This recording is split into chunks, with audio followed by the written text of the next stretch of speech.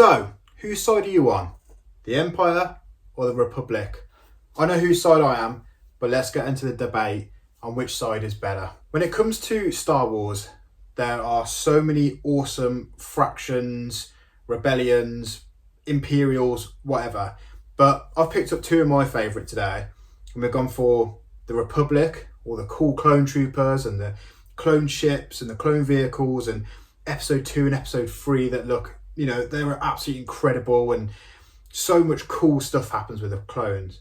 But when I was growing up, I always saw the Empire as the dominant force, the coolest looking guys, Darth Vader and all the Imperials and the Stormtroopers and the AT-AT Star Destroyer. Like, I'll always remember that first time seeing the Star Destroyer fly over, and it's something that I'll never ever forget. So in this video, I just wanted to ask the question, when it comes to actual Lego, what is the better side to be on? Are you side of the Imperials, the Empire, or the Republic clone troopers? For me personally, I love all the Clone Wars stuff and the Republic and everything like that. They sort of like come together, the grey, a bit of white, bit of red, that sort of scale, it all matches, it all comes together really nicely. That these are that sort of era, belonging to that sort of, group of people, like the clones, etc. And Lego have brought out some absolutely incredible clone trooper stuff. We've got the Venator coming soon, hopefully 1st of October. We'll see some pictures soon, and that might be a day one pickup for me and definitely a lot of other people. All the Republic gunships look incredible, like the different coloured ones, the Moonlist, and we've got the Coruscant Guard ship out now as well, which looks awesome. And then the ATTE and all of them just look so good, and they bring so much, chat to the community, the Lego community, where I think clones are more desirable, like the actual clone troopers themselves and these ships. So when you're looking at like price ranges, there are so many more clone trooper, Clone Wars sort of Lego sets that are way more expensive since they've been retired than there are the Imperials, the Empire sort of stuff. I mean, from the top of my head, I'm thinking take away UCS actually. I can't remember there being something from the Empire that is like solely Empire base that is worth hundreds and hundreds and hundreds of pounds, whereas some of the Republic gunships, especially the dropship and AT-OT, they're worth like, I saw one on sale a couple of months ago, £1,500.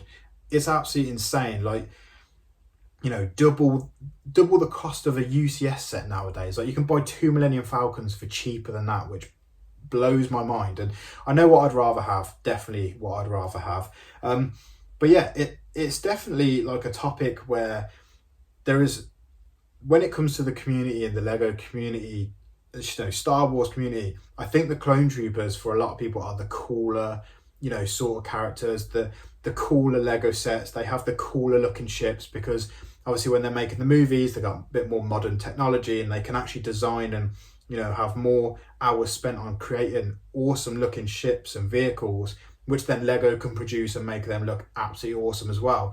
When it comes to the Empire, I think it's more the nostalgia. Like, when you see a Republic gunship flying through Geonosis and all that, whereas you see like 4 to 5 AT-ATs in the distance in Hoth, I'm still so much more attached to that scene than I would be on the Battle of Geonosis. And maybe the younger generation, like I'm only 27, but the younger generation probably have grown up with the Clone Wars and everything a lot more.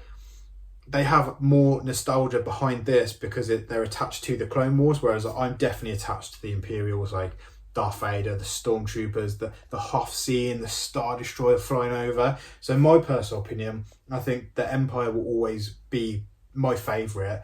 But saying that, when it comes to actual Lego form, when I bought the Star Destroyer and the AT, like incredible, like that is something that I will always look at, love, enjoy the build and everything. But when it comes to building and buying Republic stuff, I do find that the experience is a little bit better because it's a build that I'm so not used to, like an ATTE, like you don't really see that much in the movies, but I'm building it going, I wonder what it will look like when it's finished. Whereas a Star Destroyer, I know exactly what it's going to look like. It's going to look like a grey triangle pizza slice sort of thing, and a big walking grey dog, which everyone knows what one of them are, especially the ATST as well, and TIE Bomber, TIE, Defender, TIE Interceptor, normal TIE, which I've got up there.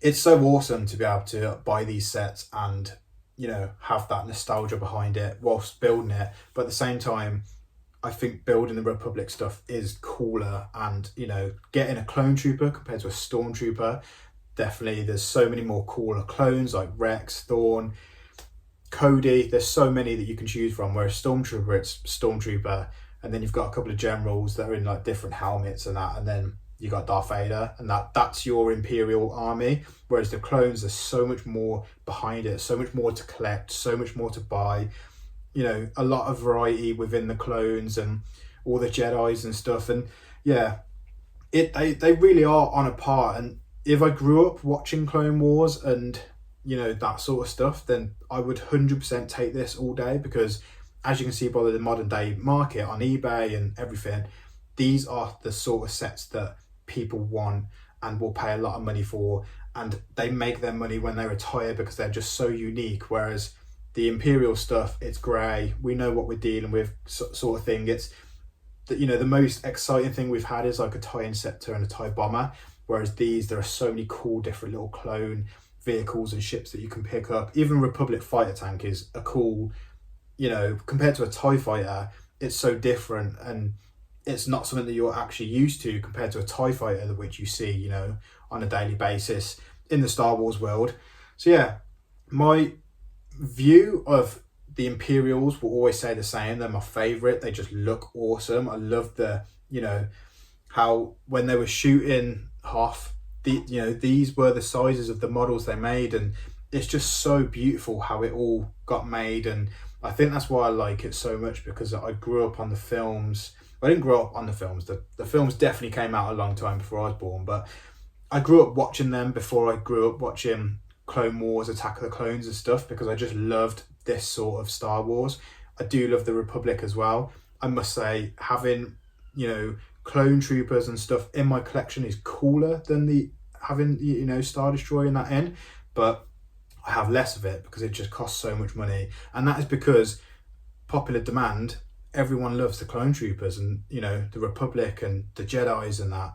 But yeah, definitely the Imperials for me. But anyway, this was such of a, comparison between the two.